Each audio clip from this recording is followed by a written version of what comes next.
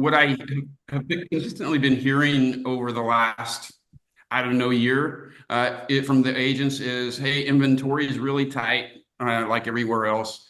LA or the South Bay is super competitive. We got a lot of real estate agents, so they're dealing with high competition, low inventory, high expectations from consumers. And I think the thing that's maybe a little bit dissimilar than a lot of other places is I think a lot of agents fight with their own complacency because our price points are so high. Hey, I can close one deal, make 50 grand. I'm used to closing four deals, make 200 grand. But hey, in this last year, I lost one or two deals and my income took a 50 to $100,000 hit. So that's kind of what a lot of our people are dealing with. And I just wanted to kind of bring you on to talk a little bit about what top agents in similar markets are doing to really be successful in 2024 and what they're doing to plan for 2025. I love it. Glad to help. Thank you for having me. Yeah, I have the chat log open. So if you want to put questions in the chat, I can take them in real time. If you don't get your question answered, it's probably because you didn't ask it. Here's what I would tell you. John, are you starting to see more listings coming on the market?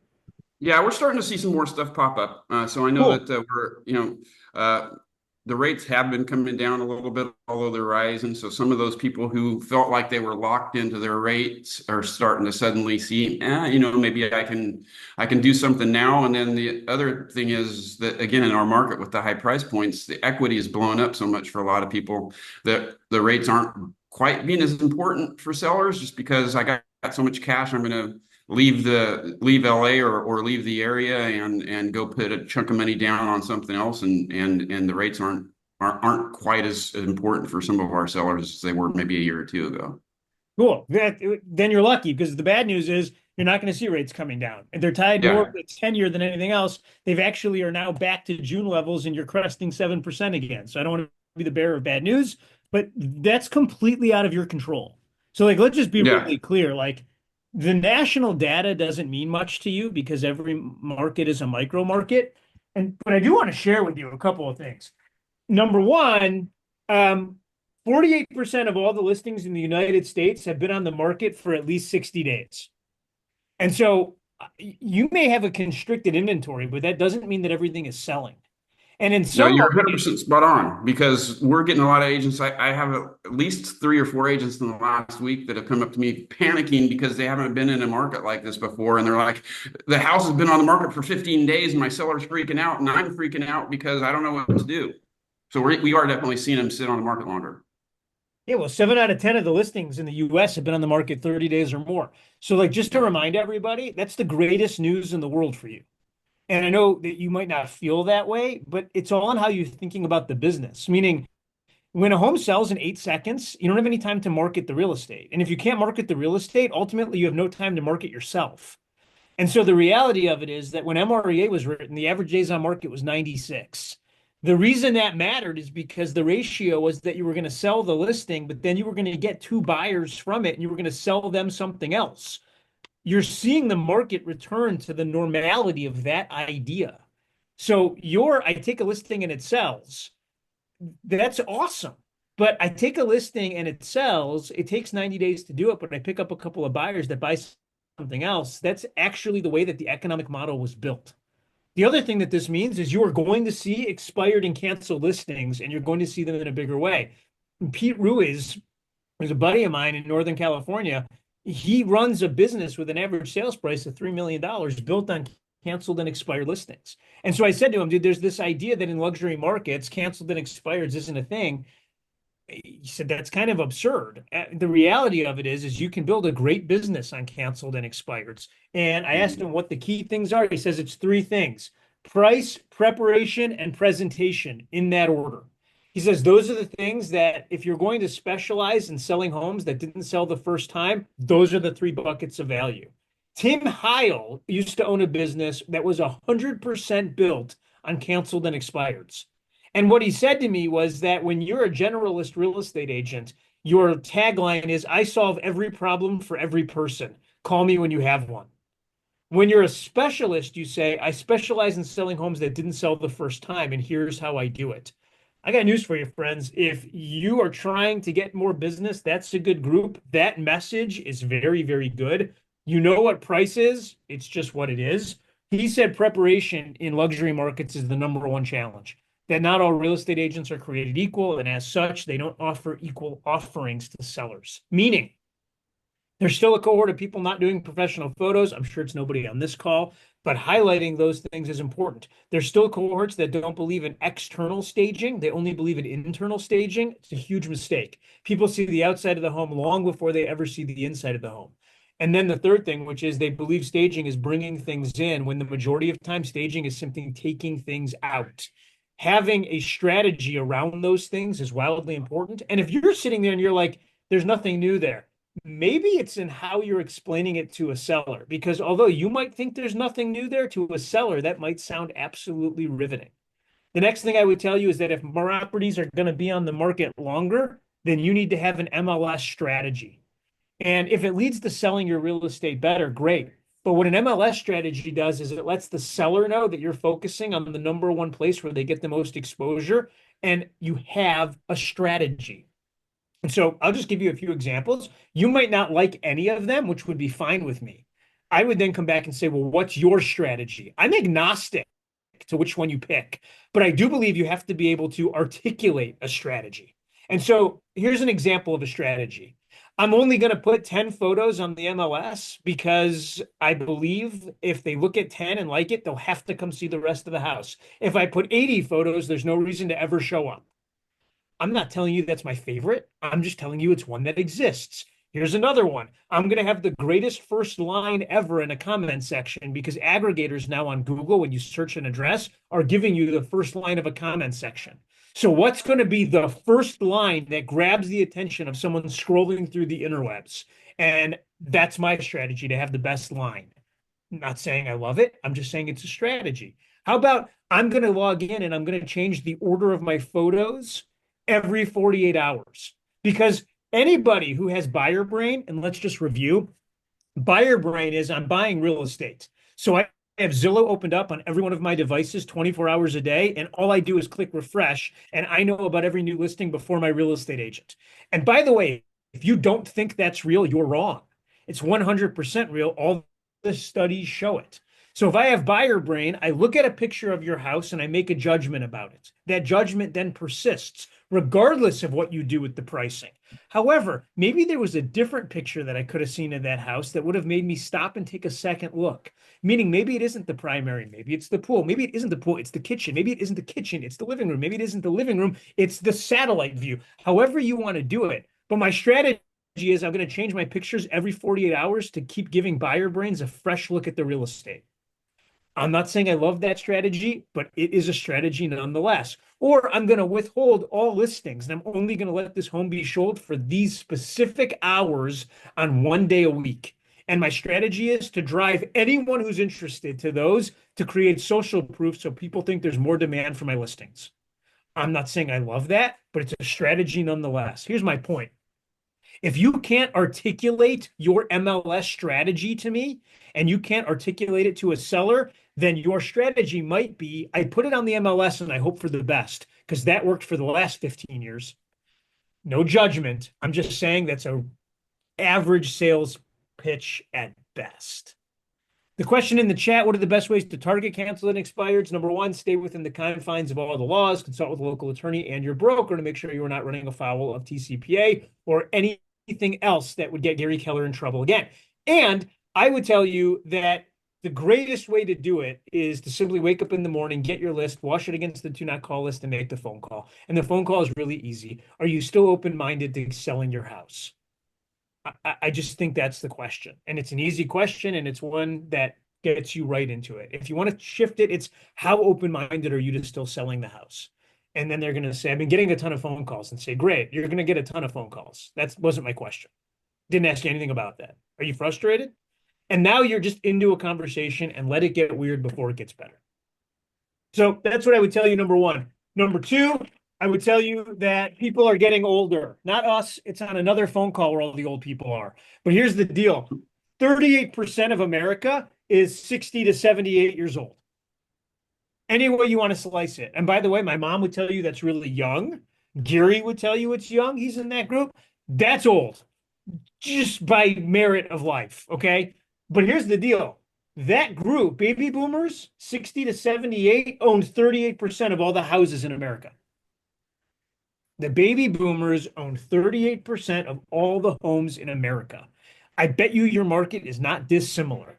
And so you look up and say, well, who are the agents that crush it with that age group and what are they doing? That's really easy. The first one is Sue Adler. The seller seminar is an absolute no-brainer. Sue Adler wakes up every day. She drives all of her marketing to a seller seminar. And here's what a seller seminar is. We meet for an hour. It's every other week. Difference between Zoom and in person, meaning it's in person, then it's on Zoom. She meets them where they are. It's a 1 hour presentation, and here's all it is. It's pretty much just her listing presentation. So what she's going to do, she's going to get a bunch of people together and she's going to give a group listing presentation. It answers all the questions they have about selling real estate. Why is this effective?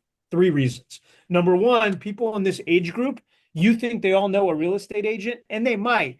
But here's the deal. A lot of the agents they know have retired because you do business with your peers. So they're 68 to 78 years old. They're out, which means they might not know an agent.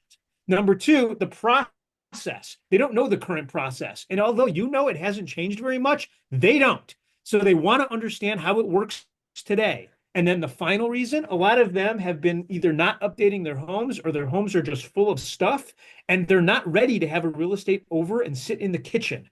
They want to get the information from a safe distance and afar. That's why it works. It's 1 hour. Answer every question they have. By the way, what would that be? It'd be pricing, preparation, and presentation. How am I going to price it? How are we going to help you get it ready to go? And then how are we going to present it to the public?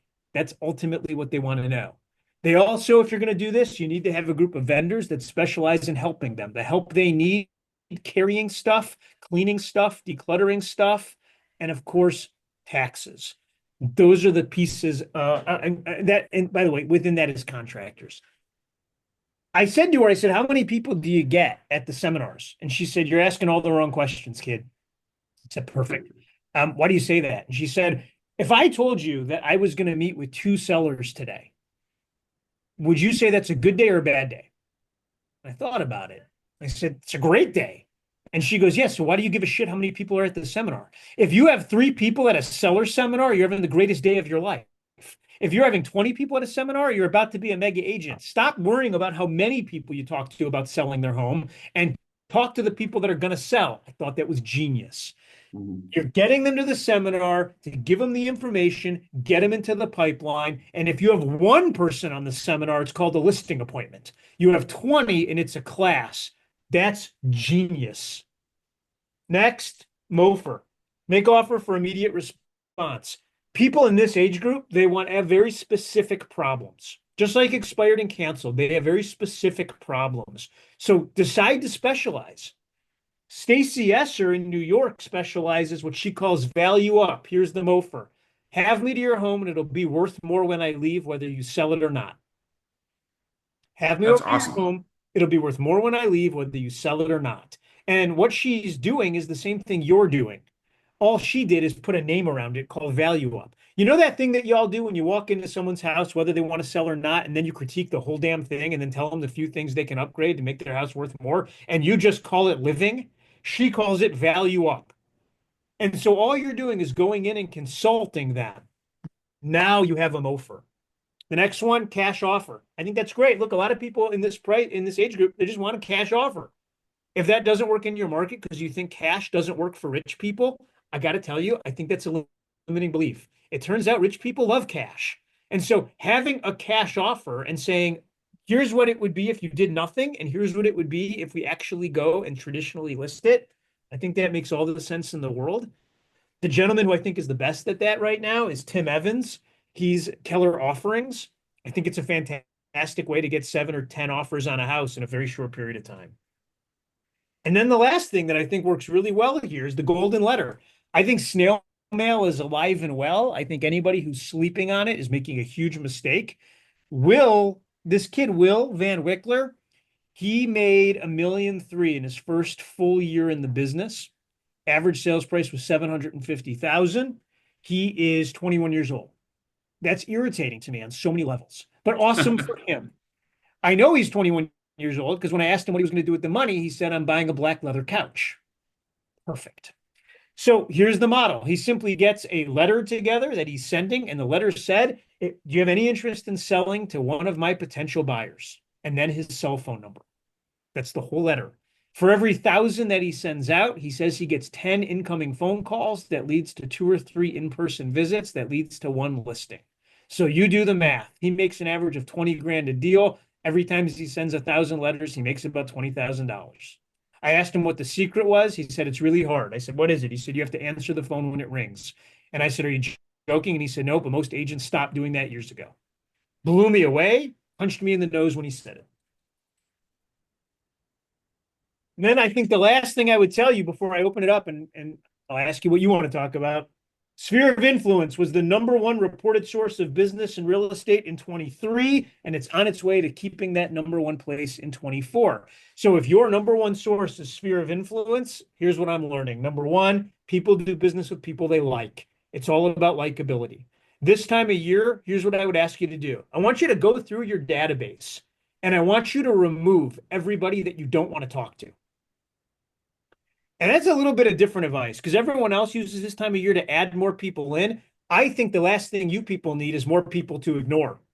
I think you need to take out the people you don't want to talk to because you have too many people in the system, and the ones you don't want to talk to are getting the same amount of effort and energy of the ones you actually do want to talk to because none of us have enough time to talk to anyone. So here's the dirty secret. If you don't want to talk to them, they probably don't want to talk to you either. So you don't have to throw them out completely, but take them off of your call rotations and put them on the static newsletters and the 36 Touch program, but make a new list of people that you actually see their name and are excited to call them. Those are called friends. And I think that's a really powerful idea. People do business with people they like, which means the goal is to be more likable more often with more people. So focus on a smaller group and go deeper than a larger group that take your energy from you. #2, emotional proximity. This is the time of year. It's the winter of renewal. You have Halloween, and there's a ton of pressure of what to go as. But you have Halloween, then you're going to have Thanksgiving. You got football if you're into that kind of thing. You're going to have holidays in December. You are going to have New Year's. The reality of it is you can start calling and wishing people a happy New Year now all the way through January 15th. So if you have people that you've ignored, good news. Now is the time to get into emotional proximity, and the greatest and easiest line ever. I woke up thinking about you. I know we haven't spoken for a decade. It's the craziest thing. What the hell? I thought I'd call. Happy New Year. How have you been? It's really just that easy. I asked Phil Jones what to say, and that's what he told me to say. So I think that's huge. Then I want to give you Scott Malof. Scott Malof, you've seen him running around KW for years. He wears a hat. You all know who I'm talking about. He's the dude that wears the hat. Here's 2 things you need to know about Scott. #1, he's been in the business 9 years. He did 500 units this year. #2, he actually has hair under that hat. Blew me away. I said to him, Scott, tell me about the hat. And he goes, everyone thinks I'm bald. And I said, you're not bald? Took the hat off, full head of hair, which is really irritating for people like me that are losing it. Hats should be reserved for those of us that need hats. So I'm starting a movement to take his hats away. But here's what else you need to know about him. He runs a program called 50 First Dates, and I think it's genius. Here's how he does it. Breakfast is with someone he's trying to build a deeper relationship with. Lunch is a past client. Dinner is a VIP SOI or a vendor. He does those 3 things once every week. So every week he's going to have a breakfast, every week he's going to have a lunch, and every week he's going to have a dinner, which means he's going to break bread 150 times over the course of the year with the people that drive his business. And it's easy to discount this and be like, it's just breakfast. That would be so stupid. It's genius the way he thinks about it. And here's what I love. That's literally what he scales on his team. So he has a team of agents that help him do the 500 units. All of them live the 50 First Dates. And when they get together once a week for their 15-minute coaching session with him, here's how it goes. Who'd you have lunch with? What'd you talk about? Who'd you have breakfast with? Where'd you go? Tell me about that dinner. What happened there? Which is a totally different conversation than how many contacts did you make last week? Because this kid is really, really, really clear that it isn't about the number of people you spoke to. It's about the quality of conversation that you had. And I think it's genius. Dinner is a VIP person from his sphere of influence, Allison. He calls those micro events. So he crushes micro events. Then he has macro events. Here's his idea of a macro event. He does it every December. This year, he has 2,000 people coming to hear Fabulous. If anyone remembers the rapper Fabulous, then you're with me. I celebrate the guy's whole collection. Now, 3 of you in the group remember Fabulous, and you're like, that would be awesome. The rest of you are like, who's Fabulous? Here's the good news. Doesn't matter whether you know him or not. You know why? Because 2,000 of Scott's SOI does and is coming out to have a rager with him. The question isn't, do you know Fabulous? The question is who could you put on stage that you'd have 1,500 or 2,000 people show up to enjoy? I said to him, dude, no one would ever do this because it's too expensive. And he said, yeah, it costs me $85,000 a year. I said, you lost me. That's my entire events budget. Never do that. He goes, I get it, but here's the thing. I actually make money on it. And I said, well, how? And he said, well, I raised 150,000 from vendors. And I said, that's impossible. I've been in the business now 25 years. So I'm going to call bullshit. And he said, well, you know what your problem is? I said, tell me. He said, you think of vendors as your title company, your mortgage company, some home inspector somewhere. And you're right. They all count. But none of them have enough money. They're all going to buy a lower package. I need to save my $50,000 or $60,000 package for my key vendor. And I said, well, in the real estate business, who's the key vendor? And he said, that's not how you think about it. You look up at the world and say, which industry spends the most money on billboards and radio? And that's your key vendor. And I said, who's that? And he said, personal injury attorneys. I said, you are shitting me. And he said, no, he gets 60 grand a year from a personal injury attorney. And I said, why would they spend that? He said, it's a drop in the bucket for them. They don't even think about numbers like 60 grand. And they want to get in front of your database. I said, why? He said, because for every 1,500 people in a database, 3 of them are going to have an accident. 1 of them is going to be in their own home and they're screwed. 2 of them are going to have an accident somewhere else. I never would have thought of that in a million years. So he has 5 packages, all the way from platinum, which is that $60,000 package, down to silver, which is a $500 package. The genius of Scott Malof is all of it is on one sheet of paper. So he sits down with a vendor and says, which of these look good to you? And 150 grand a year in revenue from sponsorships. That defies the way that I ever thought about a real estate agent event. So he broke the mold on micro events and macro events. I think he's a genius. So that's what I got, gang. You got another minute with me, maybe 2. Does anybody have any questions on anything I covered or anything you wish I had? No question is off limits. This is your chance. Good morning. This is Tanya Carter. This Hey, has Tanya. been amazing. How are you? I'm great. Thanks. Could you do me a solid and repeat the MLS strategy? Because right now I have a listing and I'm having some trouble selling it. And I think the MLS strategies that you presented are really good. Yeah, I thank you for saying that. I want to be really clear. I can't tell you, I'm a data person. So everything I always give you is proven. Like if you listen to the MREA podcast, I've audited all the financials. Like it's real. Right. I have no idea if any of this shit works. Here's what I know. I know that when I can sit down with the seller and at least articulate a strategy, I put myself above of all the other real estate agents that don't. Right. And so I don't think, honestly, I don't know that any of these are going to help you sell your listing. This is simply around making a seller have confidence that you actually have a plan.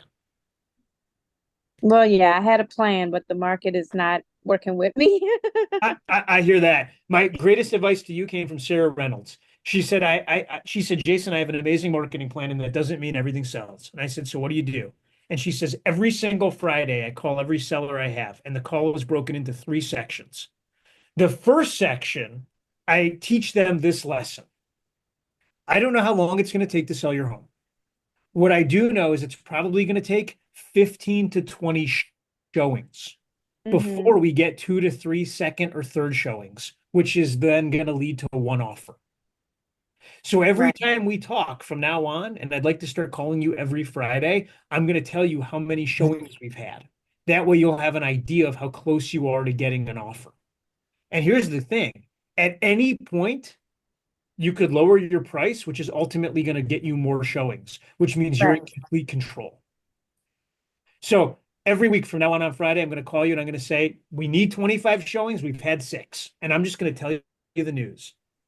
The second part of the call, I'm going to tell you everything that's going on marketing wise. How many people have hearted your home on Zillow, how many impressions that you've had. I'm going to report the news on everything marketing. And then the third part of the call, I'm going to ask you if there's anything that you want me to be doing better or different. Okay. And Thank you. I think that's genius the way she does that. Yes. Very good. Thank you. What else? Good morning. My name is Uh, Pierre. Um, I am just curious about the seller seminars. Is there a deck or anything for that in uh, Keller yeah, Williams yeah, yeah. or?